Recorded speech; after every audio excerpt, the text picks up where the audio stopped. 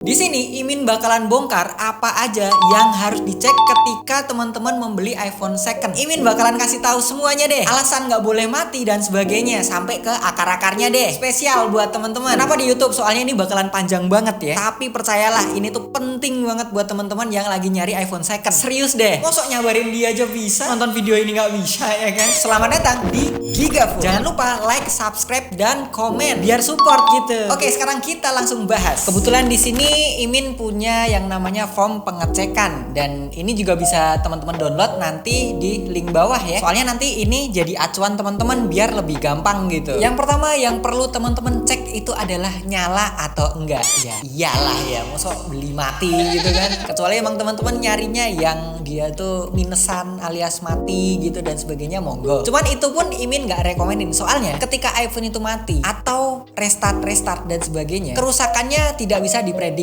Ada kemungkinan kalau misalnya itu mati atau restartnya gara-gara CPU alias otaknya yang bermasalah, itu hampir tidak bisa dibenerin. Setahu Mimin nggak bisa sih. Misal pun berhasil, nanti bakalan sebulan, 2 bulan, 3 bulan atau nggak lama lagi itu mati lagi gitu. Jadi pastiin itu menyala dengan normal, nggak restart dan sebagainya. Itu penting ya. Kalau misalnya ditanya, kan nggak tahu Min nanti restart dan sebagainya. Nah itu pentingnya yang namanya garansi. Soalnya ada kerusakan yang memang dia itu ketika dicek nggak kelihatan normal, semuanya normal, nggak ada restart, nggak ada kerusakan dan sebagainya. Tapi setelah beberapa hari atau seminggu, 2 minggu, kerusakannya baru muncul, alias kumat-kumatan kalau misalnya Mimin bilang ya. Nah itu juga bahaya juga gitu. Jadi pastiin menyala dengan normal. Next, yang kedua teman-teman harus cek yang namanya port chargingnya. Ini normal atau enggak. Harusnya kalau misalnya port chargingnya normal itu bisa dibolak-balik. Cara ngeceknya bisa dipakein charging.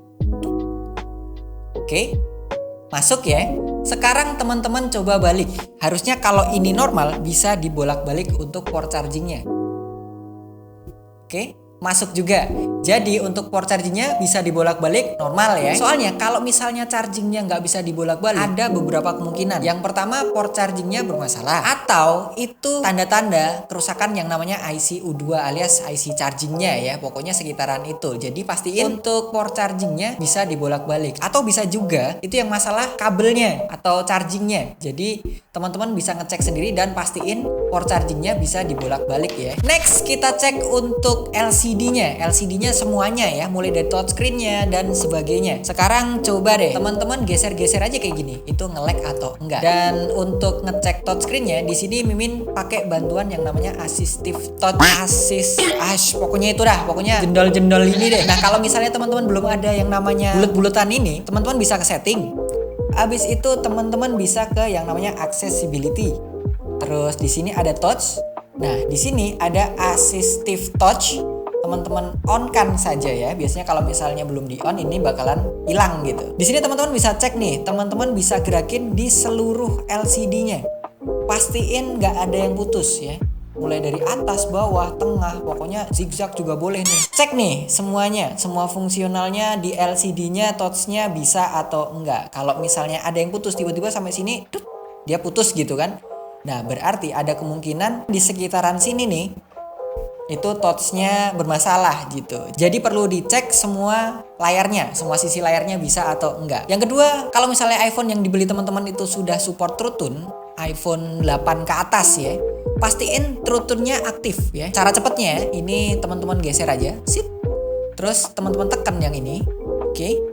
Di sini ada yang namanya True Tone ya. Di sini teman-teman coba aktifin bisa atau enggak. Pastiin bisa ya. Soalnya ketika True Tone itu mati, bisa sih dikembalikan, cuman dengan syarat part kamera depannya itu belum pernah ada yang diganti atau dia punya LCD originalnya yang lama. Jadi itu bisa diaktifkan lagi ya. Jadi syaratnya dua, antara part kamera depannya belum pernah diganti atau dia punya LCD LCD bawaannya yang tidak ada kendala. Maksudnya nggak ada masalah gitu di True Tone-nya gitu. Selanjutnya teman-teman coba ke layar putih. Kalau di sini Imin pakai telepon ya. Nah, di sini teman-teman bisa lihat nih, layar putihnya ada yang ganjel atau enggak? Ada shadow atau enggak? Ada dot kayak bintik-bintik gitu atau enggak?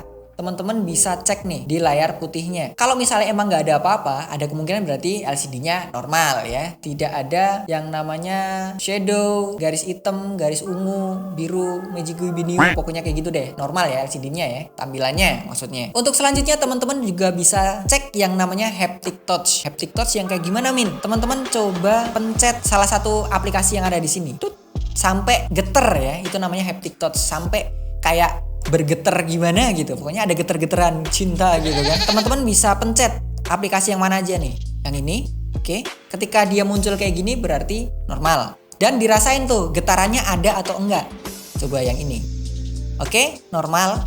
Yang ini oke, normal. Teman-teman bisa cek tuh satu-satu. Kalau misalnya nggak pegel juga nggak apa-apa nih. Kalau Imin ngecek satu-satu aja nih, bisa. Misalnya pojok nih di setting. Oke, bisa. Jadi kalau misalnya bisa kayak gitu, haptic touch-nya kemungkinan normal, nggak ada kendala maksudnya.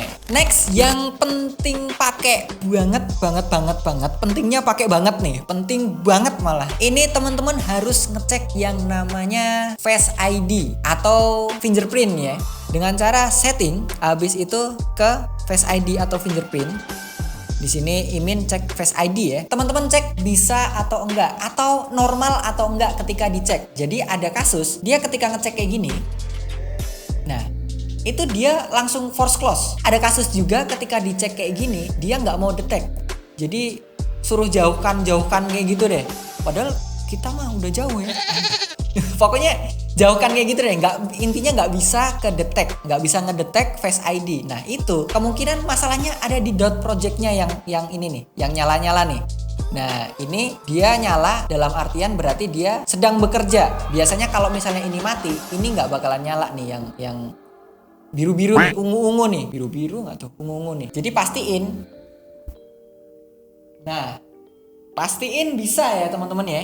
Pastiin bisa nih untuk Face ID-nya. Soalnya kenapa Mimin bilang penting banget? Face ID atau fingerprint itu hampir nggak bisa dibenerin. Bukan hampir nggak bisa dibenerin sih. Kalau misalnya mau dibenerin itu kemungkinannya 50-50 alias 50-50. Jadi untung-untungan bisa dibenerin, enggaknya itu untung-untungan. Kadang bisa, kadang enggak. Makanya banyak banget orang yang jual minus Face ID atau fingerprint yang harganya itu jatuh banget. Soalnya emang itu susah banget dibenerin gitu. Jadi pastiin untuk Face ID-nya bisa ya teman-teman ya. Yang nggak kalah penting lainnya itu berkenaan dengan konektivitas. Di sini nggak cuma sinyal doang ya, semua konektivitas itu juga harus dicek. Untuk sinyalnya Imin saranin untuk ngecek di semua kartu, mungkin Telkomsel, pakai XL, Smartfren, Indosat dan sebagainya. Pokoknya dicoba di semua kartu itu harus bisa ya, kalau misalnya mau cari yang aman ya. Itu kalau misalnya iPhone resmi, yang iBox, yang Digimap dan sebagainya ya. Kalau misalnya teman-teman cari yang X-Inter, Imin rekomenin aja nih, pastiin itu kedaftarnya di Bea Cukai. Soalnya untuk barang Inter itu harusnya yang legal masuknya ke Bea Cukai, bukan ke Kemenprint. Tapi semua kembali ke teman-teman. Kalau misalnya addicted banget sama yang penting murah atau yang penting seadanya aja Min, yang penting bla bla bla dan sebagainya, ya itu terserah teman-teman gitu. Imin di sini cuma nyaranin biar nantinya teman-teman juga lebih aman, nyaman dan sejahtera ya kan. Ini cuma saran dari Imin aja ya. Selanjutnya yang nggak kalah penting juga teman-teman cek wifi-nya nih. Kira-kira wifi-nya itu gimana? Bisa connect atau enggak? Terus sinyalnya gimana kira-kira? Kalau misalnya router itu deket tapi barnya nggak penuh ya, ada kemungkinan itu bermasalah di antena wifi-nya. Jadi teman-teman bisa kira-kira sendiri tuh antara router dan HP-nya itu jauh atau enggak. Selanjutnya juga teman-teman bisa cek untuk Bluetooth-nya, kira-kira dia tuh bisa aktif terus ngedetect atau enggak. Teman-teman bisa tahu tuh di situ. Jangan lupa, pokoknya sinyal, wifi dan Bluetooth itu juga harus dicek ya. Soalnya ketika wifi-nya nggak bisa atau Bluetooth-nya nggak bisa atau gray out, mati gitu, ada kemungkinan itu masalahnya di IC wifi-nya. Jadi pastiin semua konektivitasnya fungsinya normal. Oke, hal penting lain yang harus dicek juga, ini termasuk penting juga sih menurut Mimin ya, itu kameranya. Di sini Imin punya trik nih biar ngecek kameranya itu bagus atau enggak, ataupun ada yang masalah atau enggak ya. Teman-teman di sini pergi ke video ya. Pastiin yang di settingan ini teman-teman rubah ke paling enggak HD 60 fps kalau misalnya udah support. Tapi udah support semua kayaknya ya. Pokoknya dirubah ke HD 60 fps ya. Dan teman-teman gerakin kanan kiri atas bawah. Jadi kayak gini. Oke. Gerakin kanan kiri atas bawah. Nah, di sini teman-teman itu nemuin ada yang aneh nggak? Soalnya ada kasus di mana kameranya itu OIS-nya sedikit bermasalah. Sedikit bermasalahnya itu kayak ketika digeser kayak gini nih. Ketika digeser-geser itu ada yang patah. Jadi teman-teman geser ada yang dup gitu. Ada yang kasar lah, perpindahannya tuh ada yang kasar. Jadi nggak smooth kayak gini. Atas bawah bisa diputar-putar kayak gini juga ya, dan pastiin itu nggak ada yang patah. Ini biasanya banyak banget kemarin Imin temuin ketika digeser kayak gini dan itu di 60 fps itu jadi kelihatan banget patahnya. Soalnya ketika itu bermasalah, kemungkinan ada masalah juga sama yang namanya optical image stabilization. Susah banget namanya. Pokoknya itu deh. Oke, jadi teman-teman cek ya, jangan lupa ya. Dan jangan lupa juga teman-teman bisa hadapin kamera ke background yang putih. Misalnya gini nih. Oke, ini kan backgroundnya putih nih. Ini backgroundnya putih nih. Teman-teman lihat ada yang aneh nggak? Ada jamurnya atau enggak? Ada yang bintik-bintik atau gimana ya nyebutnya ya? Kayak noda gitu. Ada nodanya atau enggak? Jadi teman-teman bisa cek sendiri tuh. Soalnya kalau jamur itu nggak bisa dihilangin. Solusinya diganti kameranya. Belum udah ganti kamera ya kan? Kan nggak mau ya teman-teman kayak gitu ya. Kalau misalnya itu tadi udah dicek, sekarang teman-teman cek mic-nya. Kebetulan untuk di iPhone ada 3 mic. Mic atas depan, mic atas belakang, dan mic bawah. Untuk kamera itu mic-nya ada 2. Kamera depan untuk mic depan, kamera belakang untuk mic belakang. Jadi teman-teman cara ngeceknya itu nge-record depan belakang. Sekarang Imin coba record ya. Cek 1 2 dicoba. Oke, sekarang untuk depannya. Cek 1 2 dicoba. Oke, sekarang kita coba dengerin ya. Cek 1 2 dicoba. Oke, untuk kamera depannya, mic kamera depannya normal. Kalau misalnya dua-duanya bisa, berarti untuk mic-nya normal. Dan pastiin untuk mic-nya itu nggak kecil ya. Ya gitu deh. Pokoknya suara mic-nya itu nggak kecil dan nggak ada masalah. Kadang ada yang suara mic-nya itu putus-putus. Nah itu jadi masalah tuh. Jadi pastiin suaranya itu nggak kecil dan nggak putus-putus. Baik itu mic depan ataupun mic belakang. Next selanjutnya yang harus teman-teman cek itu adalah LED flash-nya alias senternya. Nah unik nih. Ketika kamera teman-teman ada yang bermasalah, itu kemungkinan besar flashnya mati. Jadi otomatis ketika teman-teman cek kamera dan kameranya normal, flashnya harusnya normal. Tapi nggak menutup kemungkinan ketika kameranya tidak ada masalah, flashnya juga mati. Nah lo gimana dah tuh ya? Jadi tetap harus dicek ya. Nggak gara-gara kameranya normal terus teman-teman nggak ngecek yang namanya flash ini. Nah kalau misalnya kameranya normal, flashnya mati, ada kemungkinan itu tuh di jalurnya atau di jalur flashnya yang bermasalah. Jadi kalau misalnya mau diservis ya kemungkinan jalur flashnya itu. Kemungkinan ya ini nggak menutup kemungkinan flashnya yang mati, LED flashnya maksudnya. Jadi menurut Imin termasuk penting juga daripada nanti kalau misalnya mati lampu terus nggak ada penerangan ya kan, HP-nya nggak ada flashnya, bingung jadi teman-teman gitu. Paling nggak kalau misalnya mati lampu ada HP yang bisa nerangin gitu kan. Itu fungsional macam apa nggak tahu deh. Pokoknya gitu, harus dicek juga tuh untuk LED flashnya. Next kalau misalnya tadi udah mic atas, depan, belakang, sekarang kita cek untuk mic bawahnya dengan cara teman-teman masuk ke yang namanya voice memo. Kalau Mimin biasanya ke voice memo ya. Teman-teman coba record aja nih di sini. Cek 1 2 dicoba. Oke, teman-teman coba dengerin. Nah itu suaranya gimana? Bisa atau enggak? Atau kecil atau kalau bahasa Jawanya kemersek ya? Atau enggak jelas atau gimana? Teman-teman bisa kira-kira sendiri. Kalau misalnya itu kecil, ada kemungkinan speakernya itu kotor atau mic-nya ketutupan. Ketutupan apa Min? Ketutupan kotoran ya, sama aja lah kotor dah ya. Nah sekaligus ini kita cek untuk speaker atas dan speaker bawah. Ketika teman-teman play, teman-teman coba dengerin dari atas, dari sini nih, dan dari sini yang sebelah kanan, bukan yang sini ya. Ini mic-nya, ini speakernya. Jadi teman-teman bisa dengerin dari sini. Nah kira-kira ada yang bermasalah nggak tuh antara speaker atas dan speaker bawah? Sekaligus ini kita cek untuk speakernya normal atau enggak.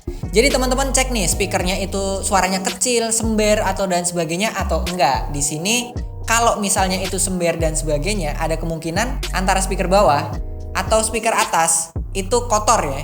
kalau misalnya teman-teman dengerin ternyata putus-putus, ada kemungkinan itu masalahnya di IC audio. Ada kemungkinan ya. Jaga-jaga aja. Pokoknya teman-teman harus pastikan antara speaker atas dan speaker bawahnya tidak ada kendala di suaranya. Keluar normal, lancar, nggak kecil, nggak sember dan sebagainya. Pokoknya lancar lah. Atau teman-teman bisa cek speaker atasnya atau speaker dengan cara teman-teman itu telepon. Telepon kemana Min? Terserah. Kalau Imin biasanya telepon ke 123. Nah, ini mah operator ya kan, nggak mungkin diangkat. Ya mungkin sih kalau diterusin. Cuman di sini Imin coba pengen ngecek doang gitu ya. Coba kita cek dan pastiin loudspeakernya bisa diaktifin.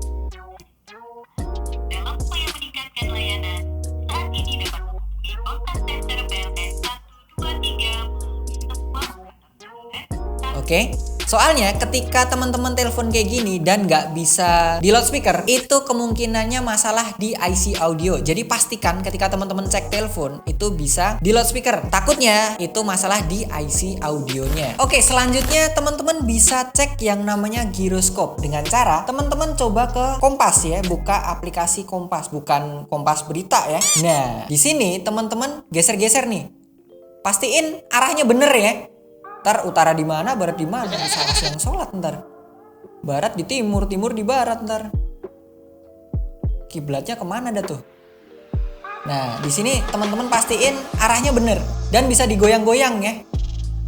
Nah, soalnya ini mempengaruhi yang namanya GPS dan giroskop. Giroskop buat apa, Min? Nah, biasanya buat anak-anak PUBG nih, anak-anak FPS nih, tembak-tembakan, anak-anak gamer yang suka pakai giroskop. Nah, itu biar dia kalau recoil bisa kayak gini nih. Nah, bisa kayak gini. Itu pastiin aktif ya, soalnya jarang banget nih buat orang ngecek fitur giroskopnya ketika membeli iPhone 2nd. Soalnya kalau misalnya sampai giroskopnya mati, ya kan, ada kemungkinan IC giroskopnya yang bermasalah. IC lagi dah tuh ya, keluar duit. Makanya harus dicek tuh ini normal atau enggak, bisa atau enggak. Next. Oke, sekarang kita cek untuk baterainya. Di sini Imin tuh nggak bahas soal baterai rendah atau baterai tinggi ya. Pokoknya yang penting maksimum kapasitas baterainya ini terbaca ya, terbaca. Soalnya kebetulan untuk Imin sendiri itu tidak menuhankan yang namanya baterai health, ya kan? Pokoknya harus baterai health tinggi dan sebagainya, enggak. Soalnya itu tuh bisa dimanipulasi. Dan gara-gara teman-teman tuh banyak banget yang menuntut untuk baterai health tinggi, banyak para seller itu yang coba untuk suntik baterai biar baterai health itu tinggi. Terus caranya gimana Min? Biar tahu itu baterai suntikan atau